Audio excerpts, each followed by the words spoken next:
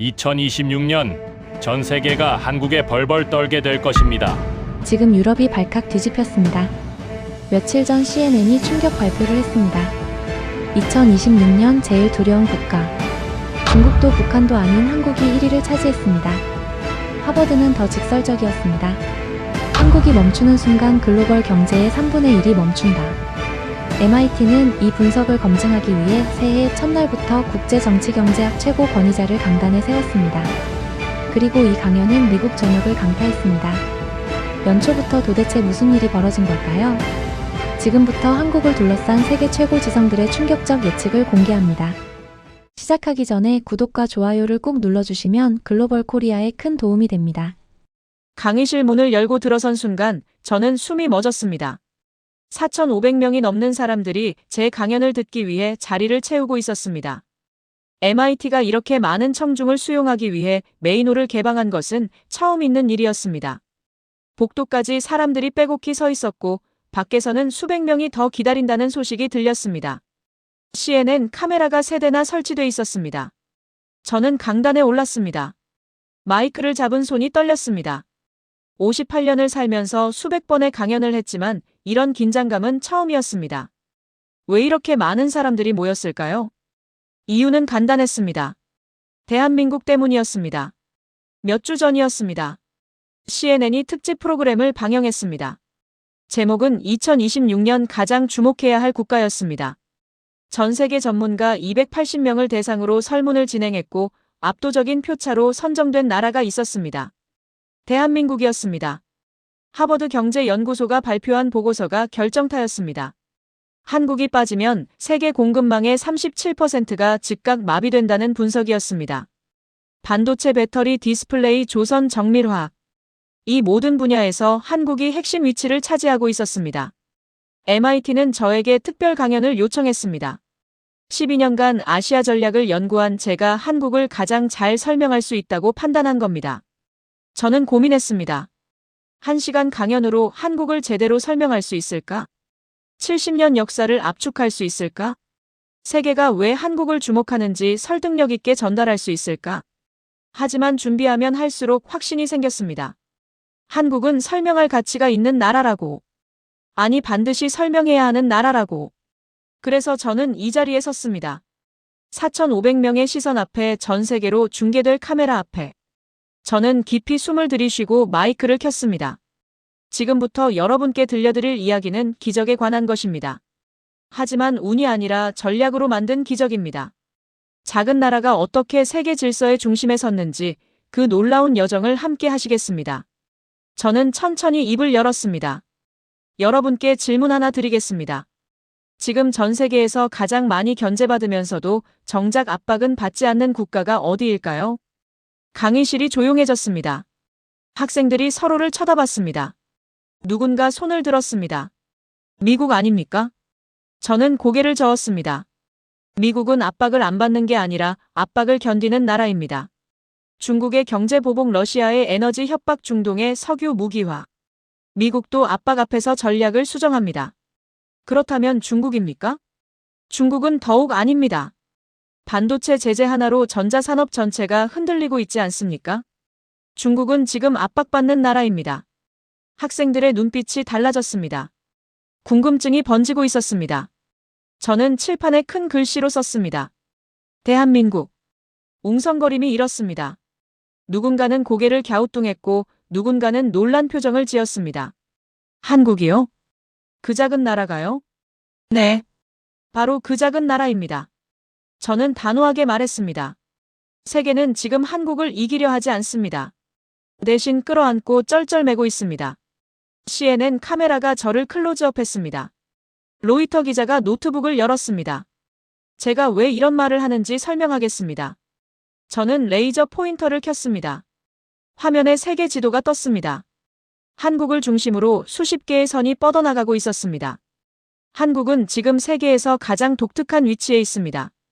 미국이 필요로 하고 중국이 건드리지 못하고 유럽이 의존하고 중동이 돈을 맡기고 러시아조차 전후 복구 파트너로 계산하는 나라입니다. 이게 무슨 의미인지 아십니까? 저는 강의실을 둘러봤습니다. 한국은 더 이상 누군가의 동맹국이나 파트너가 아닙니다. 한국 자체가 하나의 시스템입니다. 그 시스템 없이는 세계 질서가 작동하지 않는 구조가 만들어졌습니다. 학생 한 명이 손을 들었습니다. 교수님, 그건 좀 과장 아닙니까? 한국은 인구도 적고 자원도 없는데요. 좋은 질문입니다. 저는 미소 지었습니다. 그래서 제가 오늘 여기 섰습니다. 여러분이 모르는 것을 보여드리기 위해서입니다. 저는 다음 슬라이드를 넘겼습니다. 숫자들이 화면을 가득 채웠습니다. 한국이 멈추면 무슨 일이 벌어지는지 아십니까? 미국 항공모함이 움직이지 못합니다. 함정 엔진이 한국산이거든요. 중국 스마트폰 공장이 멈춥니다. 디스플레이와 배터리가 한국산이니까요. 유럽 자동차 생산 라인이 써버립니다. 핵심 부품이 한국에서 오니까요. 강의실이 다시 조용해졌습니다. 이번에는 다른 종류의 침묵이었습니다. 믿기 어렵다는 표정들이었습니다. 저는 계속했습니다. 여러분은 한국을 작은 나라라고 생각하십니까? 땅은 작습니다. 하지만 한국이 만든 연결망은 작지 않습니다. 반도체, 조선 배터리, 디스플레이, 통신, 장비, 정밀화학, 방산. 이 모든 것이 전 세계 공급망의 핵심 노드입니다. 노드가 뭔지 아십니까? 저는 학생들을 바라봤습니다. 노드는 그냥 부품이 아닙니다. 시스템 전체를 움직이게 하는 연결점입니다. 노드 하나가 빠지면 전체가 멈춥니다. 한 학생이 메모를 하기 시작했습니다. 다른 학생들도 따라했습니다. 제가 12년 동안 아시아 전략을 연구하면서 깨달은 게 있습니다. 저는 천천히 말했습니다. 21세기 지정학은 영토가 아니라 연결성으로 결정됩니다. 누가 더 많은 땅을 가졌느냐가 아니라 누가 더 중요한 연결점을 장악했느냐가 승부를 가릅니다. 그리고 한국은 지금 세계에서 가장 많은 핵심 연결점을 동시에 장악한 나라입니다. 이건 우연이 아닙니다. 전략입니다. 70년 동안 쌓아온 생존 전략의 결과입니다. CNN 기자가 손을 들었습니다. 교수님, 그렇다면 왜 한국은 지금까지 주목받지 못했습니까? 저는 잠시 생각했습니다. 주목받지 못한 게 아닙니다. 저는 정정했습니다. 주목받지 않은 척했습니다.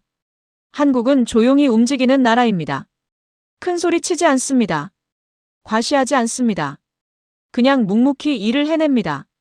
그게 한국의 전략입니다. 눈에 띄지 않으면서 필수 불가결한 존재가 되는 것. 위협적이지 않으면서 대체 불가능한 파트너가 되는 것. 그래서 모두가 한국을 필요로 하지만 아무도 한국을 적으로 만들고 싶어 하지 않는 겁니다. 강의실 뒤편에서 박수가 터져나왔습니다. 저는 손을 들어 제지했습니다. 아직 시작도 안 했습니다. 저는 웃었습니다. 지금부터 하나하나 증명하겠습니다. 왜 한국이 압박할 수 없는 나라인지, 왜 세계가 한국을 놓을 수 없는지. 다음 슬라이드를 준비하면서 저는 생각했습니다. 이 강연이 끝날 때쯤이면 이 4,500명의 청중은 세계를 보는 눈이 완전히 달라질 것이라고. 그리고 한국이라는 나라를 다시는 작은 나라라고 부르지 않을 것이라고. 학생 한 명이 손을 들었습니다. 인도에서 온 학생이었습니다. 교수님, 그렇다면 왜 한국은 지칠에 없습니까? 경제 규모로는 미국, 중국, 일본, 독일이 훨씬 크지 않습니까? 탁월한 질문입니다. 저는 고개를 끄덕였습니다. 지위는 크기로 결정되지 않습니다. 기능으로 결정됩니다. 저는 새로운 슬라이드를 띄웠습니다. 세계 공급망 지도였습니다. 수천 개의 선들이 복잡하게 얽혀 있었습니다. 여러분, 이 지도를 보십시오. 저는 레이저 포인터로 한국을 가리켰습니다. 한국에서 뻗어나가는 선들이 보이십니까? 이게 무엇을 의미하는지 아십니까? 학생들이 집중했습니다. 한국이 만드는 것은 단순한 제품이 아닙니다. 저는 천천히 설명했습니다. 다른 제품을 만들기 위해 반드시 필요한 핵심 부품입니다. 메모리 반도체가 없으면 스마트폰을 만들 수 없습니다. 디스플레이 패널이 없으면 텔레비전을 만들 수 없습니다. 2차 전지가 없으면 전기차를 만들 수 없습니다. 그리고 이 모든 것을 한국만큼 빠르고 정확하고 대량으로 만들 수 있는 나라는 없습니다. 프랑스에서 온 학생이 물었습니다. 중국은 어떻습니까? 중국도 많은 것을 만들지 않습니까? 중국은 조립을 잘합니다. 저는 답했습니다. 하지만 핵심 부품은 만들지 못합니다. 중국 스마트폰 공장에 들어가는 메모리 반도체의 70%가 한국산입니다. 디스플레이 패널의 60%가 한국산입니다. 중국이 아무리 큰 공장을 지어도 한국산 부품 없이는 완제품을 못 만듭니다. 이게 무슨 뜻인지 아십니까? 중국 경제의 상당 부분이 한국 부품에 의존하고 있다는 겁니다. 강의실이 숙연해졌습니다. 저는 구체적인 사례를 들기 시작했습니다. 몇 년 전 일입니다. 일본이 한국의 반도체 소재 수출을 규제했습니다. 겨우 3가지 소재였습니다. 불화수소 포토레지스트 폴리이미드. 들어보셨습니까? 학생들이 고개를 저었습니다. 아무도 모르는 소재입니다. 저는 말했습니다. 하지만 이 3가지가 없으면 반도체를 만들 수 없습니다. 일본은 이것으로 한국을 압박하려 했습니다. 결과가 어땠는지 아십니까? 저는 잠시 멈췄습니다. 2년도 안 돼서 한국이 전부 국산화했습니다. 이제 일본 기업들이 한국의 소재를 팔 수 없게 됐습니다.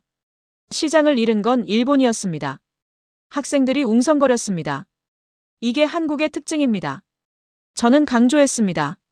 압박받으면 더 강해집니다. 의존하던 것을 스스로 만들어냅니다. 그리고 그 기술로 오히려 압박했던 쪽을 시장에서 밀어냅니다. 독일에서 온 학생이 손을 들었습니다. 교수님, 그렇다면 한국의 조선업은 어떻습니까? 요즘 중국 조선업이 한국을 추월했다는 기사를 봤는데요. 저는 미소 지었습니다. 좋은 질문입니다. 언론이 놓친 부분을 짚어주셨네요.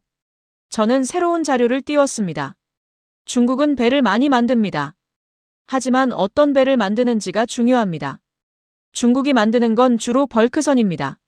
석탄, 철광석, 나르는 단순한 배입니다. 반면 한국이 만드는 건 LNG, 운반선, 초대형 컨테이너선, 해양 플랜트입니다. 이 차이가 뭔지 아십니까? 저는 학생들을 둘러봤습니다. 중국 배는 대체 가능합니다. 한국 배는 대체 불가능합니다. LNG 운반선을 예로 들겠습니다. 저는 설명을 이어갔습니다. 이 배는 영하 163도의 액화천 연가스를 운반합니다. 조금만 실수해도 폭발합니다. 전 세계에서 이 배를 안전하게 만들 수 있는 나라가 3곳뿐입니다. 한국, 일본, 중국. 그런데 최근 통계를 보십시오. 저는 그래프를 가리켰습니다. 한국이 전 세계 LNG선 수주의 70%를 가져갑니다. 왜일까요? 납기를 지키기 때문입니다. 저는 단호하게 말했습니다. 한국 조선소는 약속한 날짜에 배를 인도합니다. 중국은 자주 늦습니다. 일본은 비쌉니다. 그래서 세계는 한국을 선택합니다. 카타르가 LNG 수출을 늘리려면 운반선이 필요합니다. 호주가 자원을 팔려면 배가 필요합니다. 그 배를 제 시간에 정확하게 안전하게 만들어주는 나라가 한국입니다. 이게 단순히 배를 만드는 문제가 아닙니다. 저는 목소리를 높였습니다. 세계 에너지 시장이 한국 조선업에 의존하고 있다는 겁니다. 한국 조선소가 멈추면 카타르의 LNG가 유럽에 못 갑니다. 호주의 철광석이 중국에 못 갑니다. 한 학생이 놀란 표정으로 물었습니다. 그렇다면 한국은 세계 물류를 쥐고 있는 겁니까? 정확합니다. 저는 고개를 끄덕였습니다. 반도체로는 정보통신을 쥐고 배터리로는 미래 에너지를 쥐고 조선으로는 글로벌 물류를 쥐고 있습니다. 그리고 이것들은 전부 연결돼 있습니다. 저는 설명을 이어갔습니다. 한국이 만든 배에 한국이 만든 엔진이 들어가고 한국이 만든 통신 장비가 실립니다. 한국이 건설한 항구에서 한국 배가 출항합니다. 이게 무슨 의미인지 아십니까? 저는 강의실을 둘러봤습니다. 한국은 단일 산업이 아니라 시스템 전체를 장악했다는 겁니다. 미국에서 온 학생이 손을 들었습니다. 교수님, 그렇다면 왜 G7은 그런 나라를 회원국으로 받아들이지 않습니까? 저는 쓴웃음을 지었습니다. 좋은 질문입니다. 대답은 간단합니다. G7은 정치 클럽이기 때문입니다. 경제 실력으로 뽑는 게 아니라 정치적 영향력으로 뽑습니다. 하지만 아이러니가 있습니다. 저는 말을 이었습니다. G7 국가들이 한국 없이는 제대로 기능하지 못한다는 겁니다. 미국 국방부는 한국산 반도체 없이 전투기를 못 만듭니다. 독일 자동차 공장은 한국산 배터리 없이 전기차를 못 만듭니다. 프랑스 통신회사는 한국산 장비 없이 5G 네트워크를 못 갑니다. 결국 누가 누구에게 더 필요한 겁니까? 저는 반문했습니다. G7이 한국에게 필요한 겁니까? 한국이 G7에게 필요한 겁니까? 강의실이 조용해졌습니다. 학생들이 생각에 잠겼습니다. 저는 마무리했습니다. 한국은 G7 회원국이 아닙니다. 하지만 한국 없이 G7이 돌아가지 않습니다. 이게 오늘날 한국의 위치입니다. 형식적 지위는 중견국이지만 실질적 기능은 강대국입니다. 그리고 이것이 제가 한국을 압박할 수 없는 나라라고 말하는 이유입니다. 한국을 압박하는 순간 압박하는 쪽의 산업이 멈추기 때문입니다. 다음 장으로 넘어가겠습니다. 저는 슬라이드를 바꿨습니다. 이번에는 미국이 왜 한국을 놓지 못하는지 설명하겠습니다. 저는 새로운 지도를 띄웠습니다. 동아시아 지도였습니다. 주한미군 기지들이 빨간 점으로 표시돼 있었습니다. 여러분, 주한미군이 뭐라고 생각하십니까?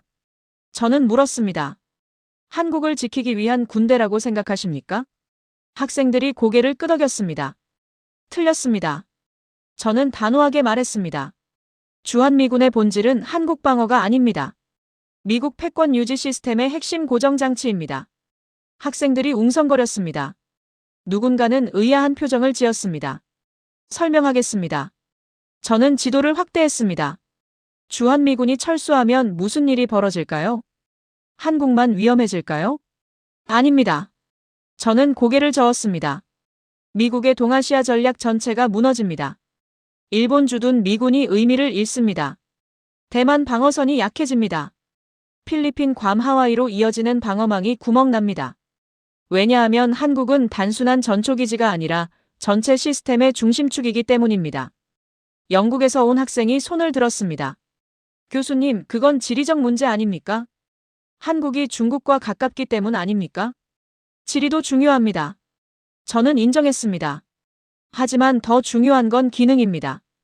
한국은 미국 무기체계의 생산 파트너이기 때문입니다. 저는 자료를 띄웠습니다. 미국 해군 최신 이지스 구축함을 보십시오. 저는 함정 사진을 가리켰습니다. 이 배의 추진 시스템 한국 두산이 만듭니다. 레이더 시스템 부품 삼성이 공급합니다. 전투관리 시스템의 반도체 SK가 납품합니다. 미국이 자체 생산하지 않습니까? 학생이 물었습니다. 생산은 합니다. 저는 답했습니다. 하지만 핵심 부품은 한국에서 옵니다. 왜냐하면 한국이 더 빠르고 더 정확하고 더 저렴하게 만들기 때문입니다. 그리고 이건 비밀이 아닙니다. 저는 강조했습니다. 미국 국방부가 공개한 자료입니다. 미국 해군 전투함의 30% 이상이 한국산 부품으로 움직입니다. 저는 다음 사례를 꺼냈습니다. F-35 전투기를 아십니까? 미국이 자랑하는 최신 스텔스 전투기입니다. 이 전투기 한 대 가격이 얼마인지 아십니까? 1억 달러입니다. 우리 돈으로 1,300억 원입니다. 이 비싼 전투기에 들어가는 디스플레이 패널 한국 LG가 만듭니다. 통신 모듈 삼성이 공급합니다. 각종 센서용 반도체 SK 하이닉스가 납품합니다. 미국이 한국 없이 F-35를 만들 수 있을까요? 저는 반문했습니다. 이론적으로는 가능합니다. 하지만 개발에 5년이 더 걸리고 가격은 2배가 됩니다. 미국이 그걸 감당할 수 있을까요? 중국과 군비 경쟁을 하면서 불가능합니다. 호주에서 온 학생이 물었습니다. 그렇다면 미국은 한국에 군사적으로 의존하고 있는 겁니까? 의존이라는 표현은 강합니다. 저는 정정했습니다. 정확히 말하면 파트너십입니다. 하지만 대등한 파트너십이 아니라 필수 불가결한 파트너십입니다. 미국은 기술을 가지고 있습니다. 하지만 실행 능력은 한국이 더 뛰어납니다. 미국은 설계를 합니다. 한국은 그걸 현실로 만듭니다. 그리고 그 속도와 품질은 세계 최고입니다. 저는 조선업 사례를 들었습니다. 미국 해군이 새 항공모함을 만드는데 얼마나 걸리는지 아십니까? 10년입니다. 한국은 같은 크기의 초대형 컨테이너선을 2년 만에 만듭니다. 물론 항공모함과 컨테이너선은 다릅니다. 하지만 건조기술의 핵심은 같습니다. 미국이 한국의 조선 기술을 탐낼 수밖에 없는 이유입니다. 실제로 미국은 최근 한국 조선소들과 협력을 강화하고 있습니다. 군함 유지보수 부품 공급 설계 자문. 모든 분야에서 한국이 미국 해군의 파트너가 되고 있습니다. 저는 반도체 이야기로 넘어갔습니다. 인공지능 시대입니다. 미국이 인공지능으로 중국을 이기려면 뭐가 필요할까요? 데이터입니다. 학생이 답했습니다. 맞습니다. 저는 고개를 끄덕였습니다. 하지만 데이터를 처리하려면 뭐가 필요합니까? 반도체입니다. 특히 고성능 메모리 반도체입니다. 그 메모리 반도체의 70%를 누가 만듭니까? 한국입니다. 삼성과 SK 하이닉스입니다. 미국이 엔비디아로 인공지능 칩을 만들어도 그 칩이 제대로 작동하려면 한국산 메모리가 필요합니다. 구글이 데이터 센터를 돌리려면 한국산 메모리가 필요합니다. 아마존이 클라우드를 운영하려면 한국산 메모리가 필요합니다. 이게 무슨 뜻인지 아십니까? 저는 강의실을 둘러봤습니다. 미국의 인공지능 패권이 한국 반도체에 의존하고 있다는 겁니다. 학생들이 숙연해졌습니다. 더 놀라운 사실을 알려드리겠습니다. 저는 새로운 자료를 띄웠습니다. 미국이 중국을 반도체로 압박하잖아요. 중국의 첨단 반도체 수출을 금지하고 있습니다. 그런데 그 압박이 제대로 작동하려면 한국이 협조해야 합니다. 왜냐하면 한국이 중국에 반도체를 팔지 않아야 중국이 진짜 곤란해지기 때문입니다. 만약 한국이 미국 요구를 무시하고 중국의 반도체를 계속 팔면 어떻게 될까요? 미국의 대중 압박 전략이 무너집니다. 그래서 미국은 한국에 계속 요청합니다. 압박이 아니라 요청입니다. 왜냐하면 한국을 적으로 만들 수 없기 때문입니다. 캐나다에서 온 학생이 손을 들었습니다. 교수님, 그렇다면 주한미군은 한국을 지키는 게 아니라 미국을 지키는 겁니까? 정확한 표현입니다. 저는 웃었습니다. 주한미군은 한국 방어도 하지만 더 본질적으로는 미국 패권 시스템의 유지 장치입니다. 한국이 안정적이어야 미국이 동아시아에서 영향력을 유지할 수 있습니다. 한국이 산업적으로 강해야 미국이 군사무기를 제대로 만들 수 있습니다. 한국이 기술적으로 앞서야 미국이 중국과 경쟁할 수 있습니다. 그래서 미국은 한국을 놓을 수 없습니다. 저는 단언했습니다. 한국은 미국에게 선택지가 아니라 필수입니다. 다음 장으로 넘어가겠습니다. 저는 슬라이드를 바꿨습니다. 이번에는 중국 이야기입니다. 중국이 한국을 압박하지 못하는 진짜 이유를 보여드리겠습니다. 저는 새로운 그래프를 띄웠습니다. 중국 수출입 통계였습니다. 한국 관련 항목들이 붉은색으로 강조돼 있었습니다. 중국은 한국을 압박하고 싶어 합니다. 저는 단도직입적으로 말했습니다. 사드 배치 때도 그랬고 한미일 협력 강화할 때도 그랬습니다. 중국은 경제 보복으로 한국을 굴복시키려 했습니다. 결과가 어땠는지 아십니까? 학생들이 집중했습니다. 중국이 더 곤란해졌습니다. 저는 명확히 말했습니다. 한국을 압박하는 순간 중국 자신의 산업이 흔들렸기 때문입니다. 사례를 들겠습니다. 저는 설명을 시작했습니다. 사드 보복 때 중국은 한국 기업들을 괴롭혔습니다. 롯데마트를 폐쇄시켰습니다. 한국 관광을 금지했습니다. 한류 콘텐츠를 차단했습니다. 그런데 막상 보니까 문제가 생겼습니다. 중국 스마트폰 공장에 한국산 부품이 안 들어오기 시작한 겁니다. 한국 기업들이 중국 눈치 보느라 출하를 줄였거든요. 결과가 뭐였습니까? 중국 스마트폰 생산이 줄었습니다. 디스플레이 패널이 부족해서 공장이 멈췄습니다. 메모리 반도체 수급이 불안정해져서 제품 출시가 지연됐습니다. 중국은 당황했습니다. 저는 계속했습니다. 한국을 누르려다가 자기 발등을 찍은 겁니다. 그때부터 중국의 전략이 바뀌었습니다. 한국을 압박하되 산업은 건드리지 말자. 정치적으로는 압박하되 경제적으로는 협력하자. 왜냐하면 중국도 알기 때문입니다. 한국 없이는 중국 제조업이 돌아가지 않는다는 걸. 그 순간 학생 한 명이 손을 들었습니다. 제임스 킴이었습니다. 중국 전략을 전공하는 미국 학생이었습니다. 교수님, 솔직히 말씀드리면 저는 조금 회의적입니다. 제임스가 침착하게 말했습니다. 한국은 결국 시장도 작고 군사력도 제한적이고 중국이 마음먹으면 언제든 경제적으로 압박할 수 있는 나라 아닙니까? 교수님께서 한국을 너무 과대평가하시는 건 아닌지 궁금합니다. 강의실이 조용해졌습니다. 모든 시선이 저에게 쏠렸습니다. CNN 카메라가 줌인했습니다. 저는 바로 대답하지 않았습니다. 천천히 강단을 내려와 강의실을 걸었습니다. 아주 전형적인 질문입니다. 저는 제임스를 바라보며 말했습니다. 그리고 10년 전에 저라면 똑같은 질문을 했을 겁니다. 저는 칠판 앞으로 돌아왔습니다. 제임스, 중국이 한국을 누르면 가장 먼저 흔들리는 게 뭔지 아십니까? 저는 물었습니다. 제임스가 잠시 생각했습니다. 한국 경제요. 틀렸습니다. 저는 고개를 저었습니다. 중국 핵심 전략이 흔들립니다. 저는 새로운 슬라이드를 띄웠습니다. 중국의 국가 전략이 뭔지 아십니까? 인공지능입니다. 전기차입니다. 반도체 자립입니다. 우주 개발입니다. 첨단 제조입니다. 이 모든 것에 뭐가 필요한지 아십니까? 저는 하나하나 짚었습니다. 인공지능에는 고성능 메모리가 필요합니다. 한국산입니다. 전기차에는 배터리가 필요합니다. 한국 기술입니다. 반도체 제조에는 정밀 화학 소재가 필요합니다. 한국이 공급합니다. 우주 개발에는 특수 합금이 필요합니다. 한국이 만듭니다. 중국이 한국을 압박하는 순간 이 모든 공급망이 흔들립니다. 저는 단언했습니다. 그리고 중국도 이걸 압니다. 그래서 사드 보복 이후로 중국은 한국을 함부로 건드리지 않습니다. 제임스가 다시 물었습니다. 그렇다면 왜 중국은 자체 기술을 개발하지 않습니까? 개발하고 있습니다. 저는 인정했습니다. 하지만 시간이 필요합니다. 10년, 20년. 그 사이에 중국이 기다릴 수 있을까요?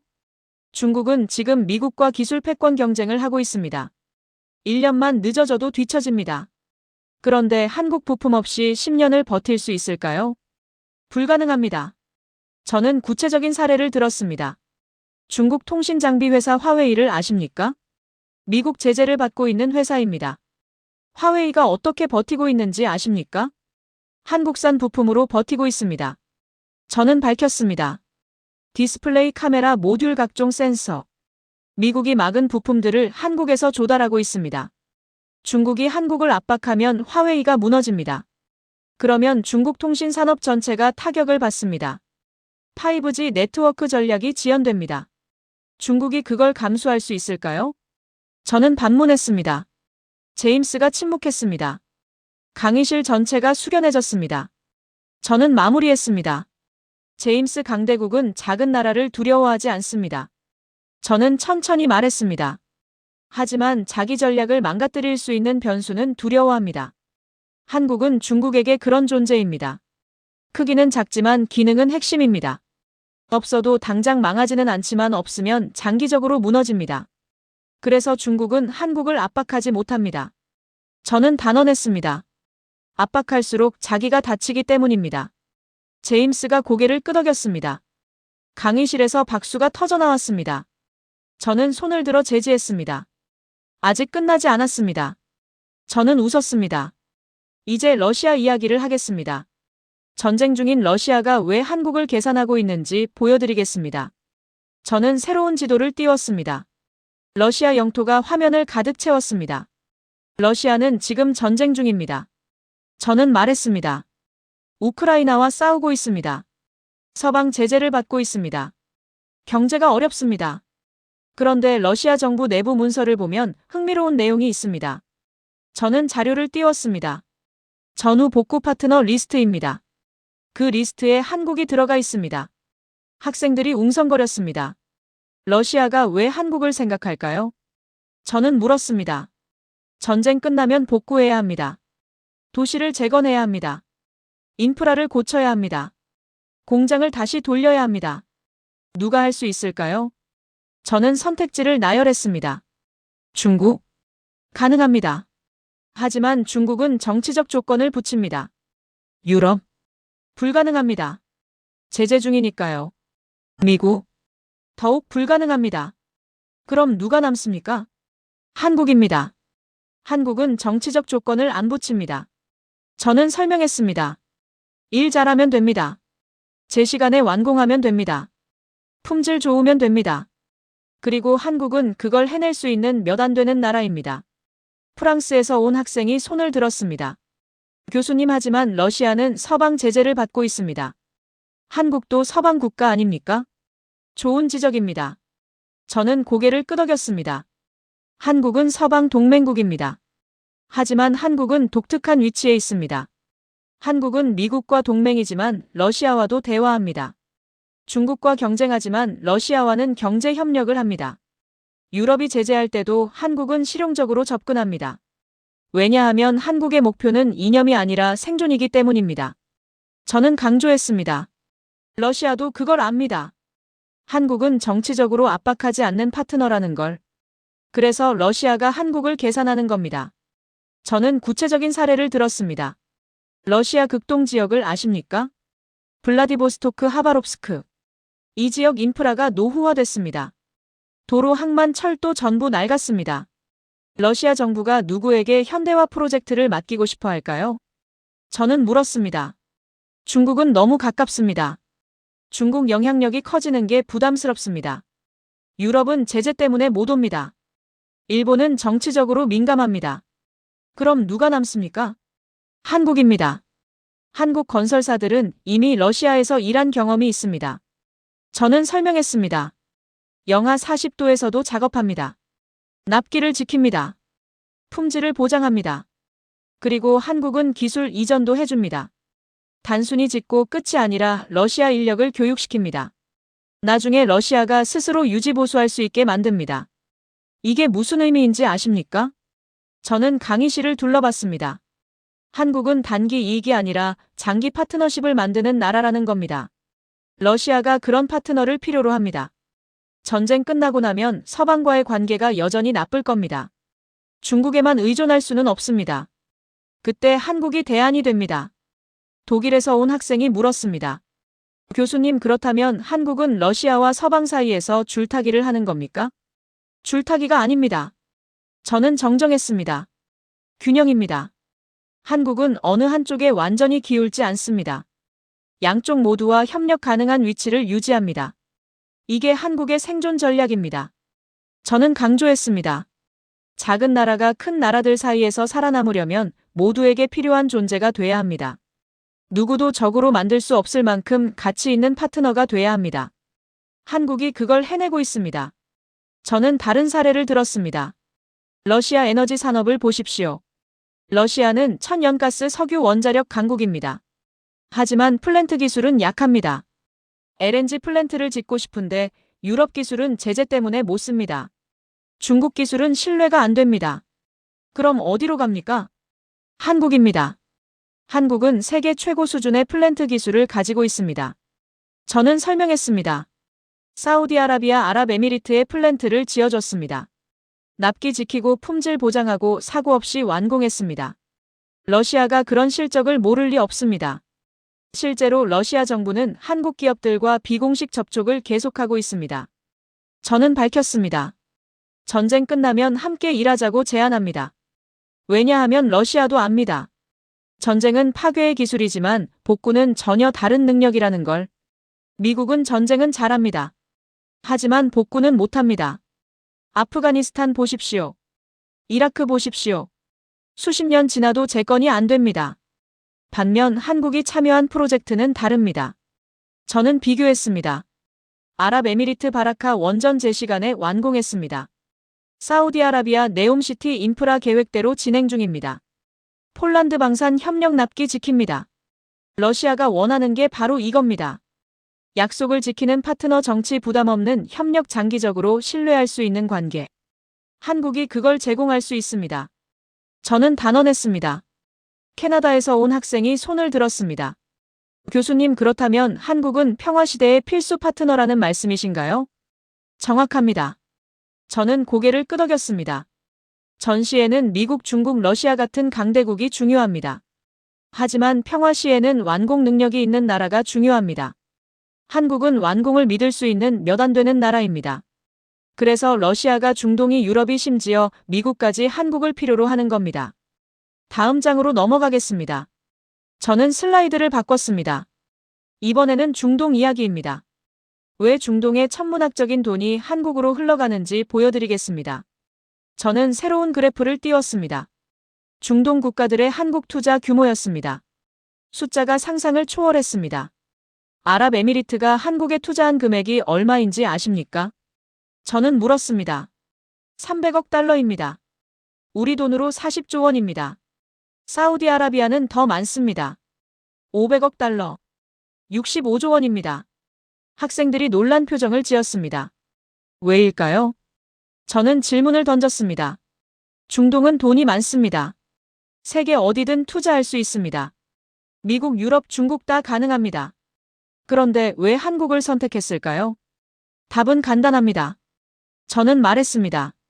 완공을 믿기 때문입니다. 저는 구체적인 사례를 들었습니다.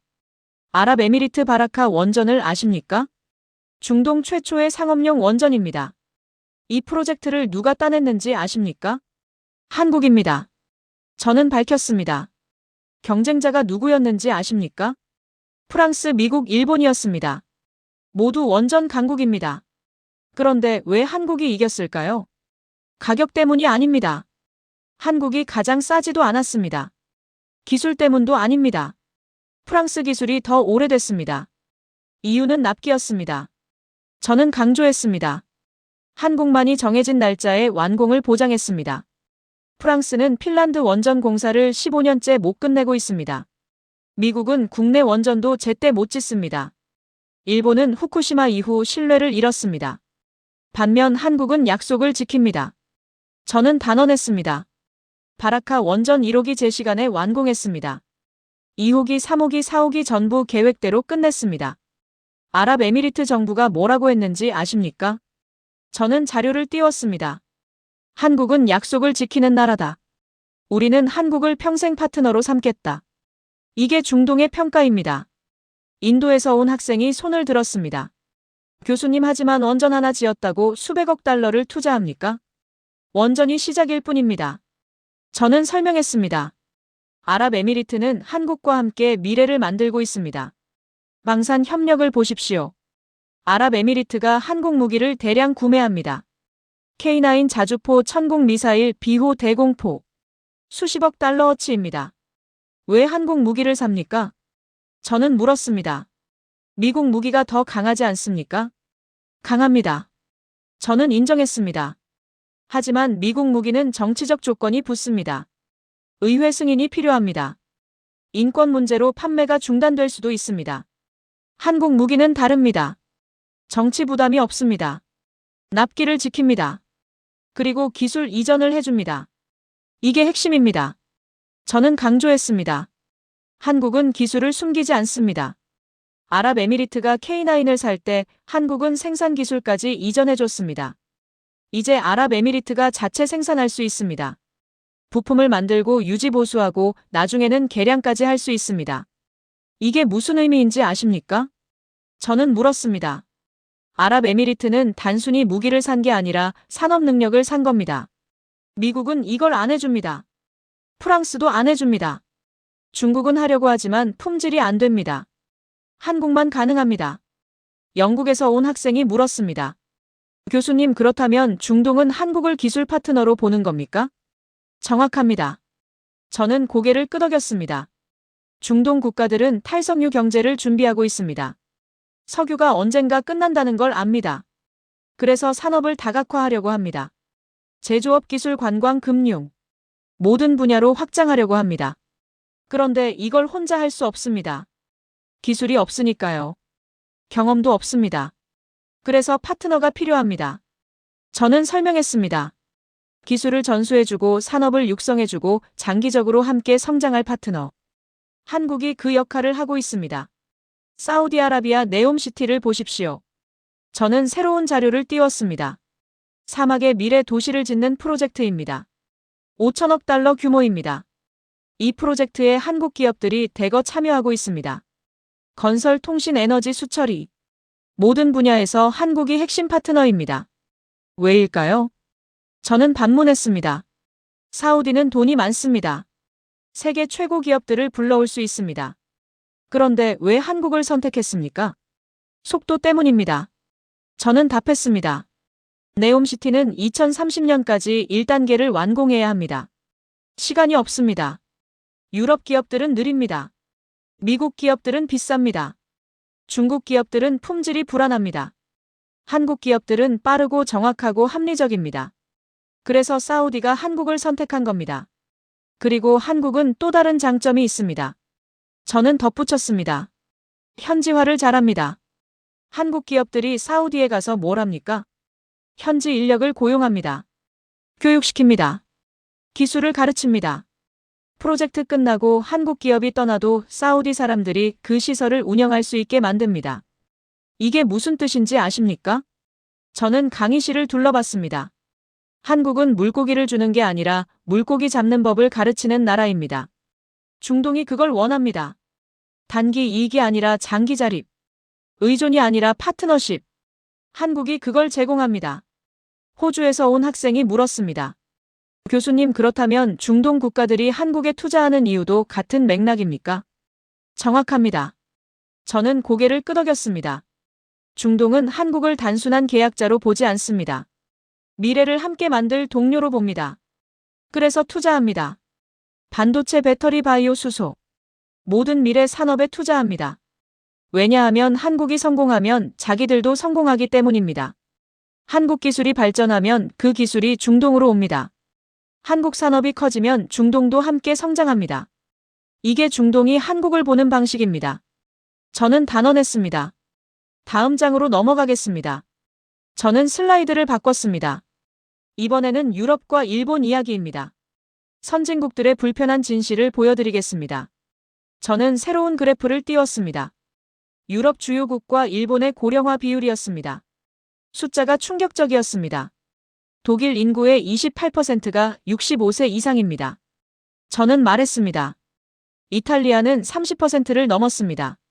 일본은 30%에 육박합니다. 이게 무슨 의미인지 아십니까? 학생들이 집중했습니다. 노동력 부족입니다. 저는 설명했습니다. 공장을 돌릴 사람이 없습니다. 건설 현장에서 일할 인력이 부족합니다. 기술을 전수받을 젊은이가 줄어듭니다. 그리고 더 큰 문제가 있습니다. 정치적 저항입니다.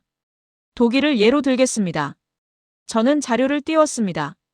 독일은 기술 강국입니다. 자동차, 기계, 화학. 모든 분야에서 최고 수준입니다. 그런데 독일이 전기차 전환에서 뒤처지고 있습니다. 왜일까요? 노조 때문입니다. 저는 밝혔습니다. 전기차는 부품이 적습니다. 엔진이 없고 변속기가 없습니다. 그러면 일자리가 줄어듭니다. 독일 자동차 노조가 반대합니다. 정치권도 눈치를 봅니다. 그래서 전환이 느립니다. 반면 한국은 어떻습니까? 저는 비교했습니다. 현대차가 전기차 라인을 빠르게 확장했습니다. 노조도 협조했습니다. 정부도 지원했습니다. 결과가 뭡니까? 현대차가 독일 폭스바겐을 전기차 판매에서 추월했습니다. 이게 한국과 유럽의 차이입니다. 저는 강조했습니다. 유럽은 기술은 있지만 실행이 느립니다. 한국은 기술도 개발하면서 실행은 빠릅니다. 프랑스에서 온 학생이 손을 들었습니다. 교수님, 하지만 유럽은 여전히 많은 분야에서 앞서지 않습니까? 맞습니다. 저는 인정했습니다. 유럽은 많은 분야에서 기술 리더입니다. 하지만 문제는 그 기술을 제품으로 만드는 속도입니다. 배터리를 예로 들겠습니다. 저는 설명했습니다. 리튬이온 배터리 기초 연구는 유럽에서 시작됐습니다. 노벨상도 유럽 과학자들이 받았습니다. 그런데 배터리 시장은 누가 장악했습니까? 한국입니다.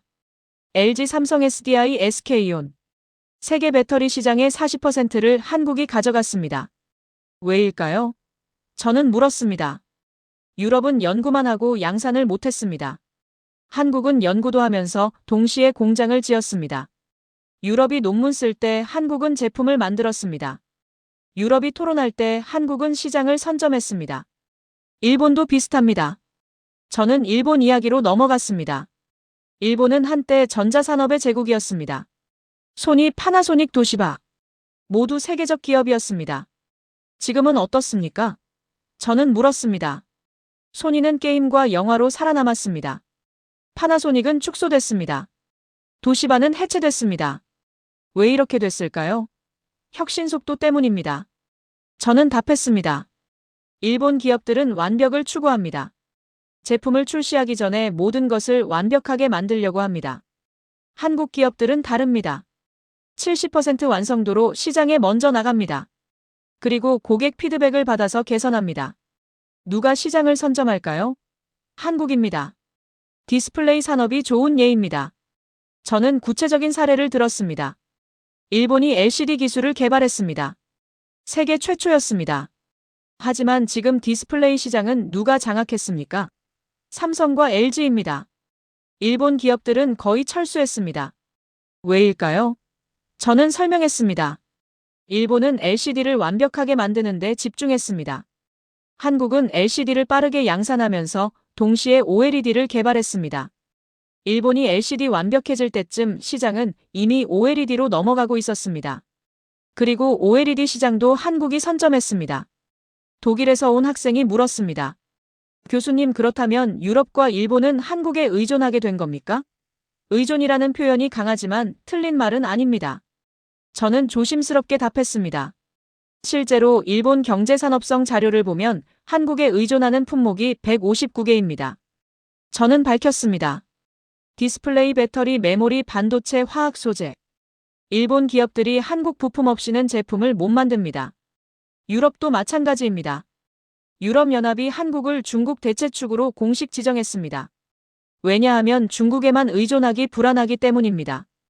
그래서 유럽은 한국과 협력을 강화하고 있습니다. 배터리, 수소, 반도체. 모든 분야에서 한국을 파트너로 삼으려고 합니다. 이게 무슨 의미인지 아십니까?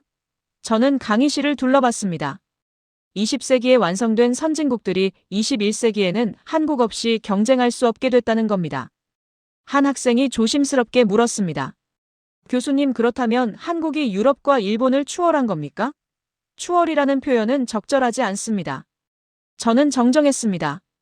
유럽과 일본은 여전히 많은 분야에서 강합니다. 기초과학, 정밀, 기계, 명품 산업 등에서는 한국이 따라가지 못합니다. 하지만 실행 능력, 속도, 유연성에서는 한국이 앞섭니다. 저는 강조했습니다.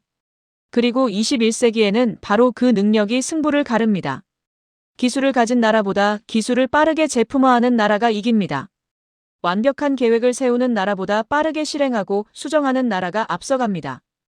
한국이 바로 그런 나라입니다. 다음 장으로 넘어가겠습니다. 저는 슬라이드를 바꿨습니다. 마지막 장입니다. 성장하는 나라들이 왜 한국을 선택하는지 보여드리겠습니다. 저는 마지막 지도를 띄웠습니다. 베트남, 인도네시아, 멕시코, 폴란드, 인도가 표시되어 있었습니다. 이 나라들의 공통점이 뭔지 아십니까? 저는 물었습니다. 모두 빠르게 성장하는 나라들입니다. 그리고 모두 한국을 롤모델로 삼고 있습니다. 학생들이 집중했습니다. 베트남을 보십시오. 저는 설명을 시작했습니다. 베트남은 한국의 70년대를 따라하고 있습니다. 경공업으로 시작해서 중화학공업으로 가고 나중에는 첨단 산업으로 올라가려고 합니다. 그 과정에서 누구에게 배웁니까? 한국입니다. 삼성이 베트남 최대 투자자입니다. LG도 큰 공장을 운영합니다. 한국 기업들이 베트남에서 스마트폰, 가전, 전자부품을 만듭니다. 하지만 단순히 공장만 짓는 게 아닙니다. 저는 강조했습니다. 기술을 전수합니다. 베트남 엔지니어들을 교육시킵니다. 협력업체를 육성합니다. 베트남 정부가 뭐라고 합니까?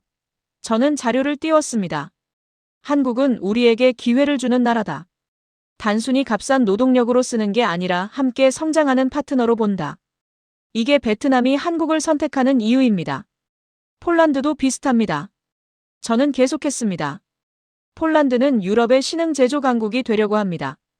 그 과정에서 한국을 벤치마킹합니다. 폴란드가 한국 무기를 대량 구매한 거 아십니까? K2 전차, K9 자주포, FA50 전투기. 수백억 달러 규모입니다. 왜 한국 무기를 샀을까요? 저는 물었습니다. 미국 무기가 더 강하지 않습니까? 강합니다. 저는 인정했습니다. 하지만 미국 무기는 기술 이전이 안 됩니다. 독일 무기는 비쌉니다. 프랑스 무기는 납기가 불확실합니다. 한국 무기는 다릅니다. 기술 이전을 해줍니다. 폴란드에서 생산할 수 있게 만듭니다. 폴란드가 자체 개량도 할 수 있게 지원합니다. 폴란드가 원하는 게 뭡니까? 저는 반문했습니다. 단순히 무기를 사는 게 아니라 방산 산업을 키우는 겁니다. 한국이 그걸 가능하게 만듭니다. 인도네시아를 보십시오. 저는 다음 사례로 넘어갔습니다. 인도네시아는 수도를 이전하고 있습니다. 자카르타에서 칼리만탄으로. 새 수도 이름은 누산타라입니다. 이 프로젝트에 한국이 참여합니다. 도시계획, 인프라, 건설, 스마트시티 기술. 전반에서 한국이 핵심 파트너입니다. 왜 한국을 선택했습니까? 저는 물었습니다. 중국도 있고 일본도 있고 유럽도 있는데. 속도와 신뢰 때문입니다. 저는 답했습니다. 인도네시아는 빠르게 수도를 완성하고 싶어 합니다. 유럽은 느립니다. 일본은 비쌉니다. 중국은 정치적 부담이 있습니다. 한국은 빠르고 합리적이고 정치 부담이 없습니다. 그래서 인도네시아가 한국을 선택한 겁니다. 멕시코도 한국을 주목하고 있습니다. 저는 설명을 이어갔습니다. 멕시코는 미국 옆에 있지만 미국에만 의존하고 싶지 않습니다. 산업을 다각화하려고 합니다. 그래서 한국 기업들을 유치합니다. 기아가 멕시코에 공장을 지었습니다. LG가 배터리 공장을 짓고 있습니다. 한국 부품 회사들도 따라 들어갑니다.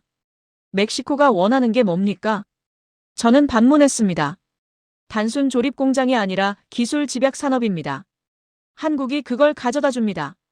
인도에서 온 학생이 손을 들었습니다. 교수님, 인도는 어떻습니까? 인도도 한국을 벤치마킹합니까? 인도는 조금 다릅니다. 저는 답했습니다. 인도는 인구가 많고 시장이 큽니다. 그래서 자체 성장 동력이 있습니다. 하지만 인도도 한국과 협력을 강화하고 있습니다. 저는 설명했습니다. 특히 제조업 분야에서 인도는 소프트웨어는 강하지만 하드웨어는 약합니다. 한국이 그 부분을 채워줍니다. 삼성이 인도에 스마트폰 공장을 지었습니다. 현대차가 인도 최대 자동차 수출 기지를 만들었습니다. 인도 정부가 한국 기업들에게 뭐라고 합니까? 저는 자료를 띄웠습니다. 한국 기업들은 인도를 단순한 생산 기지로 보지 않는다. 혁신 파트너로 본다. 함께 성장하려고 한다. 이게 성장국들이 한국을 선택하는 이유입니다. 저는 정리했습니다. 한국은 착취하지 않습니다. 함께 성장합니다. 기술을 숨기지 않습니다. 이전해줍니다. 단기 이익을 추구하지 않습니다. 장기 파트너십을 만듭니다. 그래서 성장하는 나라들이 한국을 선택하는 겁니다. 저는 강의실을 천천히 둘러봤습니다. 4,500명의 청중이 저를 바라보고 있었습니다.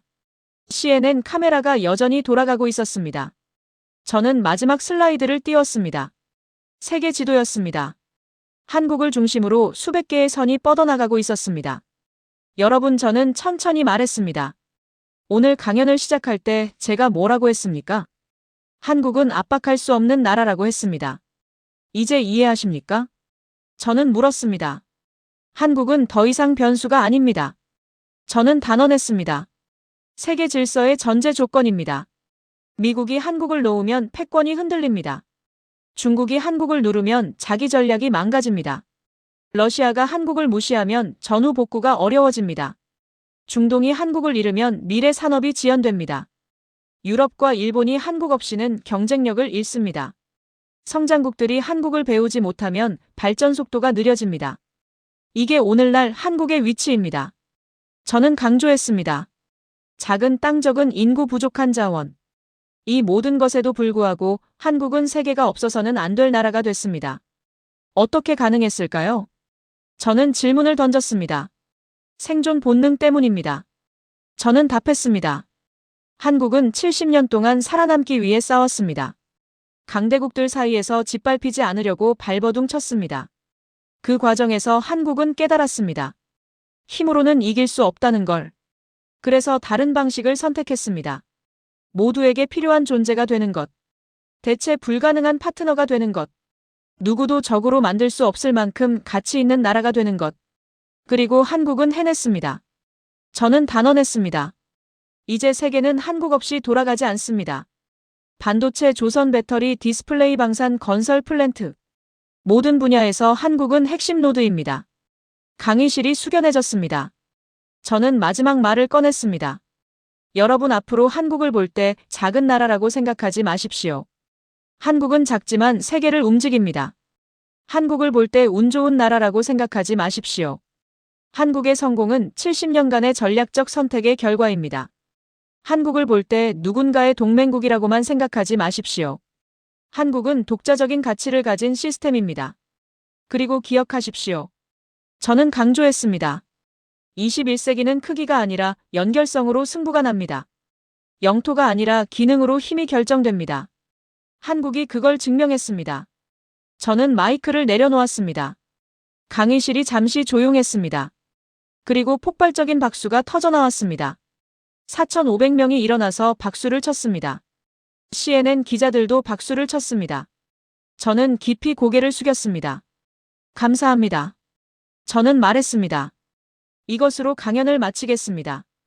박수는 한참 동안 계속됐습니다. 저는 강단을 내려오며 생각했습니다. 오늘 이 강연이 세계에 어떤 영향을 미칠지, 한국을 바라보는 시선이 어떻게 바뀔지, 그리고 확신했습니다. 이제 아무도 한국을 작은 나라라고 부르지 않을 것이라고. 강연이 끝나고 한참이 지났는데도 박수가 멈추지 않았습니다. 4,500명이 일어나 박수를 치고 있었습니다. 복도에 있던 사람들도 CNN 카메라 뒤에 있던 스태프들도 심지어 회의적이었던 제임스 킴마저 박수를 보내고 있었습니다. 저는 강단에 서서 그 광경을 바라봤습니다. 58년을 살면서 이런 순간은 처음이었습니다. 국제정치경제학 강연이 이렇게 뜨거운 반응을 얻다니. 학생들의 눈빛이 달라져 있었습니다. 강연 시작 전 회의적이던 시선이 이제는 경외와 존중으로 바뀌어 있었습니다. 박수가 5분 넘게 이어졌습니다. 저는 손을 들어 제지했지만 소용없었습니다. 오히려 박수 소리가 더 커졌습니다. 누군가 휘파람을 불었고 환호성이 터져나왔습니다. 이것은 단순한 강연에 대한 박수가 아니었습니다. 한국이라는 나라에 대한 경의였습니다. 70년간 불가능을 가능으로 만들어온 그 작은 나라에 대한 존중이었습니다. 박수가 잦아들자 학생 한 명이 손을 들었습니다. 인도에서 온 여학생이었습니다. 25살쯤 되어 보였습니다. 교수님, 질문 하나만 더 해도 될까요? 저는 고개를 끄덕였습니다. 물론입니다. 한국이 이렇게 중요한 나라면 왜 우리는 지금까지 몰랐을까요? 여학생이 진지하게 물었습니다. 왜 학교에서 배우지 못했을까요? 왜 교과서에는 미국, 중국, 일본만 나오고 한국은 없었을까요? 강의실이 조용해졌습니다. 모두가 같은 궁금증을 가진 듯 했습니다. 좋은 질문입니다. 저는 다시 마이크를 잡았습니다. 아주 중요한 질문입니다. 저는 천천히 강단을 걸으며 말했습니다. 그건 한국이 조용했기 때문입니다. 한국은 자기 힘을 과시하지 않습니다. 미국처럼 전 세계에 군사기지를 배치하며 존재감을 드러내지 않습니다. 중국처럼 1대1로 프로젝트로 영향력을 확장하며 헤드라인을 장식하지 않습니다. 러시아처럼 에너지 공급을 무기화하며 협박하지 않습니다. 한국은 그냥 묵묵히 일을 합니다. 저는 강조했습니다. 약속한 날짜에 배를 인도하고 계약한 대로 반도체를 납품하고 정해진 일정의 공장을 완공합니다. 조용히 확실하게 완벽하게. 뉴스에 나오지 않습니다. 헤드라인을 장식하지 않습니다. 정상회담 사진에 크게 나오지도 않습니다. 그냥 뒤에서 세계를 작동시킵니다. 그래서 세계는 한국을 당연하게 여겼습니다. 저는 설명했습니다. 공기처럼 물처럼 전기처럼 있는 게 너무 자연스러워서 그 중요성을 인식하지 못했던 겁니다. 공기가 없으면 숨을 못 쉬지만 공기가 있을 때는 그 고마움을 모릅니다. 한국이 그랬습니다. 너무 완벽하게 작동해서 오히려 존재감이 없었던 겁니다. 하지만 이제는 다릅니다. 저는 목소리를 높였습니다. 2026년 세계가 한국을 발견했습니다. CNN이 주목했고 하버드가 분석했고 MIT가 강연을 열었습니다. 왜냐하면 세계가 깨달았기 때문입니다. 한국 없이는 21세기를 살아갈 수 없다는 걸. 반도체 하나 없으면 스마트폰이 멈추고 배터리 하나 없으면 전기차가 서고 디스플레이 하나 없으면 텔레비전이 꺼진다는 걸. 강의실이 다시 조용해졌습니다.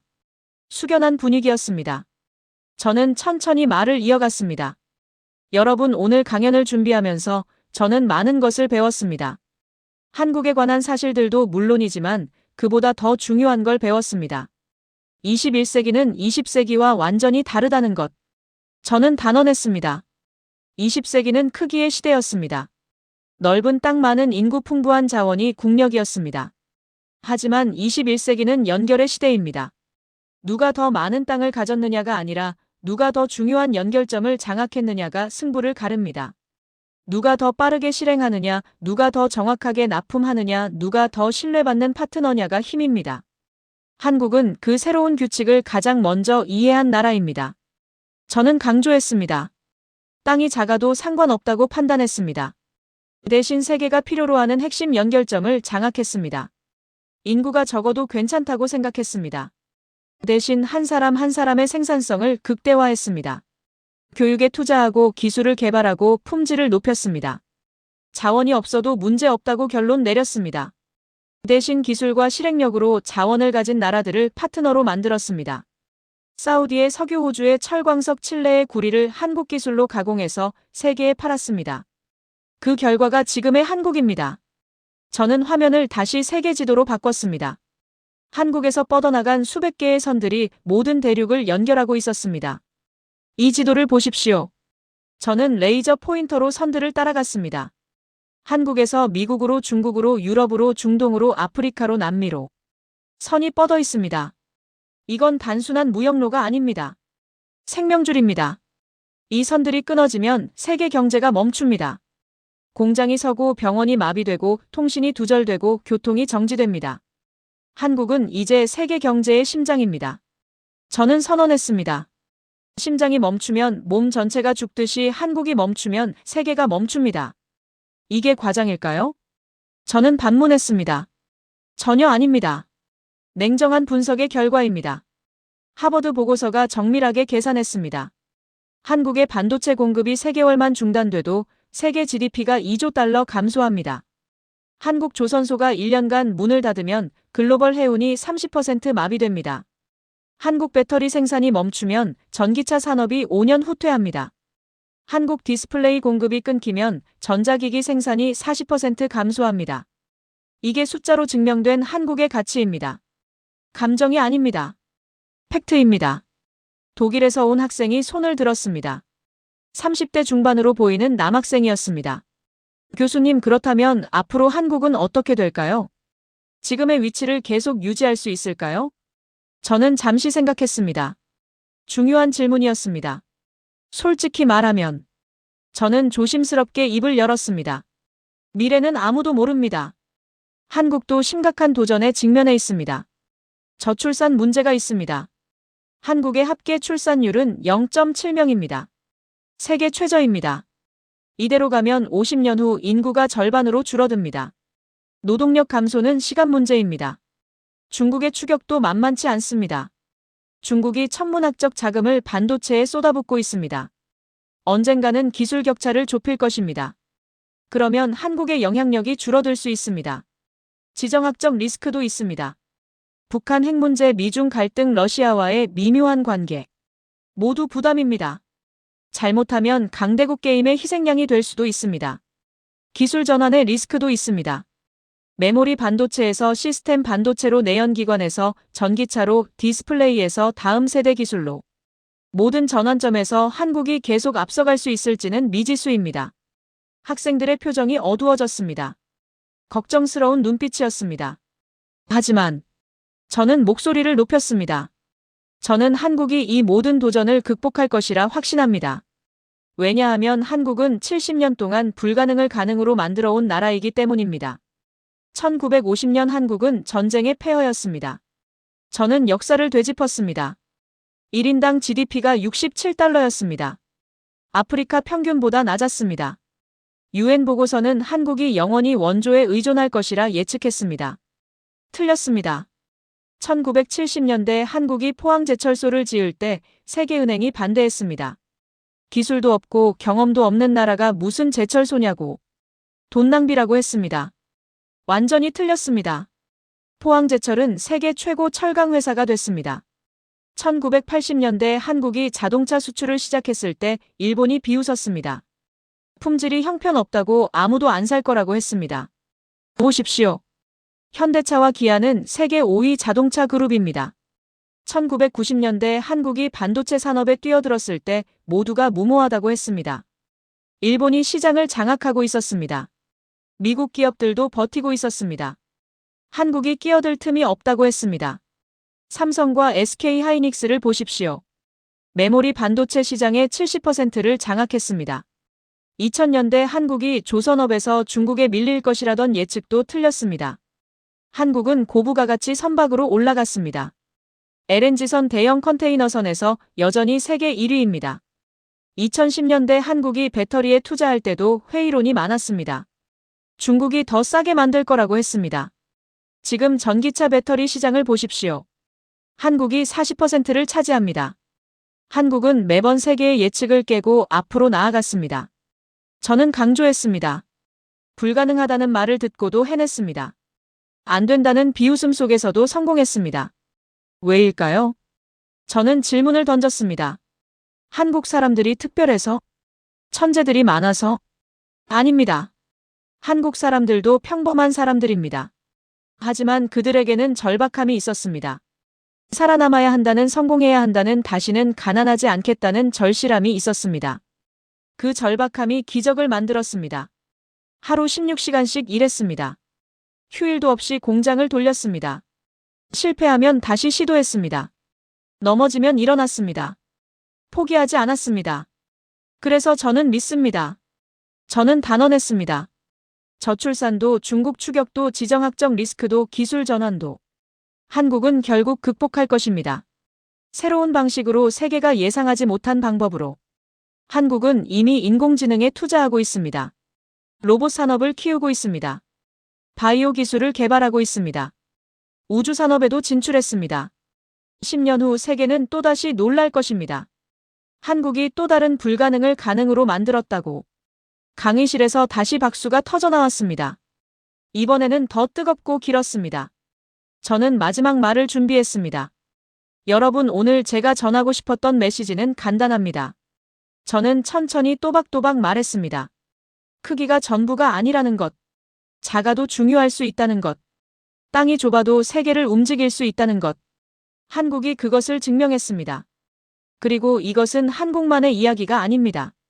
저는 강조했습니다. 여러분 나라에도 적용되는 교훈입니다. 베트남, 폴란드, 멕시코, 인도네시아, 인도. 여러분의 조국도 한국처럼 될 수 있습니다. 작아도 필수 불가결한 나라가 될 수 있습니다. 가난해도 부자가 될 수 있습니다. 약해도 강해질 수 있습니다. 필요한 것은 세 가지입니다. 첫째, 명확한 전략입니다. 저는 첫 손가락을 펼쳤습니다. 세계가 필요로 하는 것이 무엇인지 정확히 파악하고 그것을 제공할 능력을 키워야 합니다. 모든 것을 다 잘할 필요는 없습니다. 한두 가지만 세계 최고로 만들면 됩니다. 둘째, 완벽한 실행력입니다. 저는 두 번째 손가락을 펼쳤습니다. 계획만 세우지 말고 실제로 해내야 합니다. 약속을 지켜야 합니다. 납기를 맞춰야 합니다. 품질을 보장해야 합니다. 말이 아니라 결과로 보여줘야 합니다. 셋째, 끝없는 인내입니다. 저는 세 번째 손가락을 펼쳤습니다. 한국도 하루아침에 이루지 못했습니다. 70년이 걸렸습니다. 몇 세대가 희생했습니다. 수없이 실패하고 다시 일어났습니다. 여러분의 나라도 시간이 필요할 것입니다. 저는 학생들을 돌아보며 말했습니다. 10년, 20년, 어쩌면 50년이 걸릴지도 모릅니다. 하지만 포기하지 않으면 반드시 이룰 수 있습니다. 한국이 그것을 증명했습니다. 여러분도 할 수 있습니다. 저는 마이크를 천천히 내려놓았습니다. 오늘 이 자리에 함께 해주셔서 감사합니다. 한국이라는 세계가 없어서는 안 될 나라에 대해 함께 배울 수 있어서 영광이었습니다. 그리고 기억하십시오. 저는 마지막으로 당부했습니다. 2026년은 한국의 해입니다. 하지만 이것은 시작일 뿐입니다. 앞으로 한국은 더 중요해질 것입니다. 왜냐하면 세계는 더 복잡해지고 더 연결되고 더 빠르게 변할 것이기 때문입니다. 그리고 그런 세계에서는 한국 같은 나라가 더욱 필요해질 것입니다. 변수가 아닌 전제 조건으로, 선택이 아닌 필수로. 한국은 이미 그 자리에 서 있습니다. 저는 깊이 허리를 숙였습니다. 강의실이 다시 폭발적인 박수로 가득 찼습니다. 사람들이 일어났습니다. 환호성이 터져나왔습니다. CNN 카메라가 여전히 돌아가고 있었습니다. 이 강연은 전 세계로 송출될 것입니다. 수백만 명이 볼 것입니다. 그리고 그들은 알게 될 것입니다. 한국이라는 나라가 얼마나 특별한지, 얼마나 중요한지, 얼마나 놀라운지. 저는 강단을 내려오며 생각했습니다. 오늘 이 강연이 한국을 보는 세계의 시선을 바꿀 것이라고. 작은 나라라는 편견을 깨뜨릴 것이라고. 그리고 한국이 받아야 할 존중을 찾아줄 것이라고. 강의실을 나서는데 제임스 킴이 다가왔습니다. 그의 눈빛이 완전히 달라져 있었습니다. 교수님, 제임스가 진지하게 말했습니다. 솔직히 강연 시작할 때는 회의적이었습니다. 한국을 과대평가한다고 생각했습니다. 하지만 지금은 완전히 생각이 바뀌었습니다. 한국 정말 놀라운 나라네요. 제 논문 주제를 한국으로 바꿔야겠습니다. 저는 그의 어깨를 두드렸습니다. 좋은 선택입니다. 한국을 연구하면 21세기를 이해하게 될 겁니다. 밖으로 나오니 해가 지고 있었습니다. MIT의 현대적인 건물들이 석양에 물들어 있었습니다.